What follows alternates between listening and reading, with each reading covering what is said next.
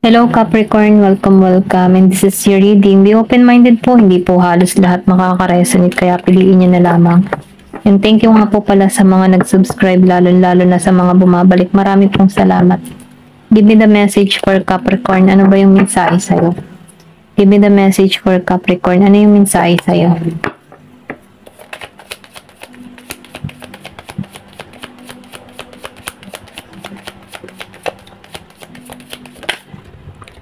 Meron ka dito 9 of Wands. So, nakikita ko rin dito yung confident mo. Okay, malakas ang loob mo. Marami kang napagtagumpayan dito. Ito lang nakikita ko. Meron ditong kagalakan, kasiyahan na mangyayari sa'yo. And then, nakikita ko rin dito, no, na sundin mo yung intuition mo kasi nakikita ko dito na nakakonek ka sa sarili mo, kumbaga alam mo yung gusto mo, alam mo yung gusto mong mangyari sa buhay mo, meron kang mga binivision dito, kaya nagiging kang matagumpay dito kasi meron dito kang ginagawa or meron kang hakbang na kung saan ano, alam mo ang yung gusto mong mangyayari. Yung tipo na sinusunod mo yung kutob mo dito, kaya nagiging successful ka, okay, nagiging kang matagumpay sa mga desisyon na ginagawa mo kasi meron kang gustong mangyari, okay? Then, nafe-feel ko din dito, no, na meron ditong parating sa buhay mo. Medyo mabagal nga lamang. Kung meron ka mang iniintay, no, tawag, trabaho, okay, or pwedeng sabihin, travel. So, meron ditong mabagal. Meron din ako nakikita dito, no, meron ditong tao na meron pa ring emotion sa'yo, okay? Kumbaga, may pagka-feminine energy tong tao nito. Kung siya'y lalaki, no, yung tipong maramdamin tong tao na to. Kung meron ka man ditong kadiling na tao, kung siya'y lalaki, maramdamin tong tao nito. Okay? Andun pa rin yung emotion nito. Ito lang yung nafe-feel ko. Mahal ka nito. May pagka-konserbatibo. Ito lang yung nafe-feel ko. Meron ditong Ace of Wands. So, meron ditong new beginning sa iba. Okay? Hindi halos lahat, ano. Nafe-feel ko dito yung new beginning. Meron dito nagiging malinaw na yung kanyang mga gustong mangyari o marating sa buhay niya. And then nakikita ko rin dito yung klarong pag-iisip. Open yung third eye chakra. Pwede rin sabihin malakas yung instinct mo dito. Ito lang nafe-feel ko. Then nakikita ko rin dito, no, yung iba sa inyo, matatag, matapang. Then nafe-feel ko din dito na meron ditong patungo sa'yo. Yung iba sa inyo, may pag-iintay, may travel talaga.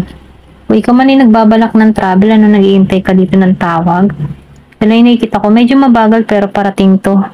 Meron din dito sa inyo papunta na new person yung iba, or pwedeng sabihin energy mo to si The Emperor, ano, na andun ka sa ngayon, yung tipong andun ka sa moment na meron kang paninindigan, alam mo yung gusto mong mangyari, hindi ka kayang yung manipulahin, kumbaga, no, meron kang mga desisyon, hindi ka pwedeng kontrolin. Ito lang nakikita ko, may pagka-boss type ka. Malakas yung loob mo. And then, nakikita ko rin dito yung pagiging mong good provider, inuuna mo yung family mo, yung kapakanan ng family mo, matapang at malakas ang loob mo dito sa The Emperor.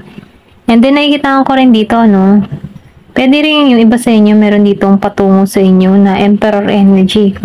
Kung hindi ka man ito, no, new person, okay, or pwede rin sabihin, meron ditong parating sa'yo na kung saan, ano, kasi nakikita ko dito sa Ace of Wands, new beginning, new romance, ayan, new romance, bagong simula sa'yo, bagong mangingibig. Ito lang yung nakikita ko, merong bagong patungo sa'yo. Then, meron ditong Page of Wands. So, nakikita ko rin dito, no, masayahin, meron ditong taong masayahin. Meron ditong magaganap sa'yo, masaya. Okay, ito lang nafe-feel ko. Meron ka mapagtatagumpayan. Yung iba sa inyo, hindi halos lahat. Give me more information. Pwede sabihin, meron ka mga hinihiling na may tagumpay na hati dito sa Page of Wands. Give me more information. Ano pa yung mensahe?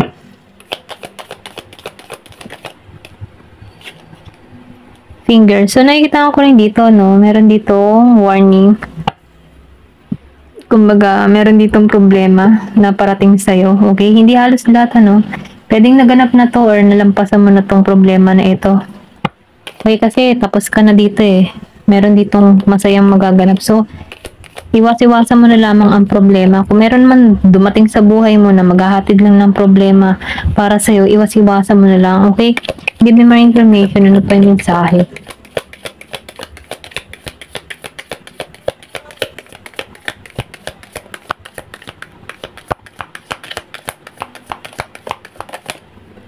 Meron ditong peacock. So, beware.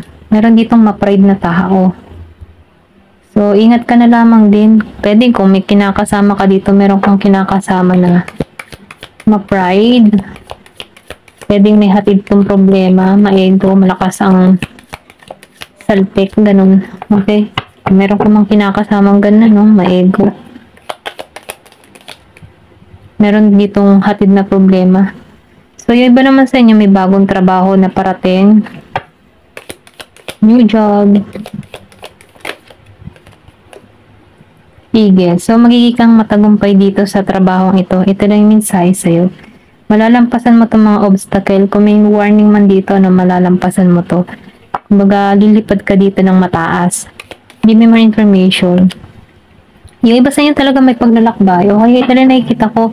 So, kung may apply ka man travel o no, abroad, nakikita ko dito nag-iintay ka. Huwag ka mag-alala. Kahit medyo mabagal to, sigurado to. So, mainam na lamang ay ihanda mo na lang yung sarili mo kasi masusubukan dito yung mental at physical mo sa trabahong yung trabahong pupuntahan mo, ano, kasi pwede rin sabihin mental kasi malalayo ka sa pamilya mo, and physical naman kung ang klase ng trabaho or in-applyan mo sa ibang lugar o sa ibang bansa ay talagang kailangan ay talagang buhat-buhat or something na gano'n, no, masusubukan yung lakas mo dito. So, maghanda ka na lamang. Give me more information. Ano pa yung mensahe sa'yo? Siyempre, kahit mabigat ang trabaho sa ibang bansa, kakarir din yan, okay? Di ba career? May career talagang patungo sa'yo. Yung mga hadlang na ito ay malalampasan mo, okay? Talagang promise to sa'yo, renewal, may happiness na naghihintay sa'yo. Dito lang yung mensahe sa'yo. Meron ditong details, so meron ditong magandang kapalaran. Lalo-lalo na, no, kung madalas mo makita itong ganitong insekto, meron tong good fortune or meron tong mensahe, ano, once na nakakita ka ng tutubi, bubuyog, tipaklong, palaka, or pwede rin sabihin na ano bang Tagalog sa beetle, okay? Meron tong hatid na swerte, okay? Ito lang yung nakikita ko. Once na nakakita ka ng ganun, biglang papasok sa bahay mo, sa bahay nyo, no? Meron niyang hatid, meron niyang message, okay, may darating kang biyaya or pera, okay? So, meron ditong club. So, yung iba naman sa inyo, ingat ka na lamang din sa pagkakatiwalaan mo talaga, hindi mawawala talaga yung mga taong nagagalit, naiinggit sa iyo, okay? Kumaga kahit saan, may ganyan. So, ingatan mo na lamang yung sarili mo, no? Huwag ka basta-basta magtitiwala, huwag ka magsasabi ng mga information about sa'yo, lalo-lalo na yung mga magagandang nagaganap sa'yo, kasi once na merong magaganda, hindi halos lahat naman natutuwa sa mga achievement mo, kaya ingat ka na lang sa pagkakatiwalaan mo, kasi meron ditong against sa'yo, ayaw sa'yo, okay? Give me more information, kung kilala mo man to, no? So, yung iba sa inyo nagkakaroon ng spiritual love, or pwede rin sabihin na ikaw yung tipo ng tao na mapagmahal, okay? Give me more information. So, meron ditong reconciliation dun. Ayan, sorry na notal ako. Meron ditong reconciliation, meron ditong may pagkita sa'yo. Kung meron ka mang person o past person, ano, nag-feel ko dito yung pagkikitang muli. Give me more information. Ayan, baliktad, sorry. Ako'y inaantok. Pasensya na po ha. Give me more information. Ano pa yung mensahe? Page.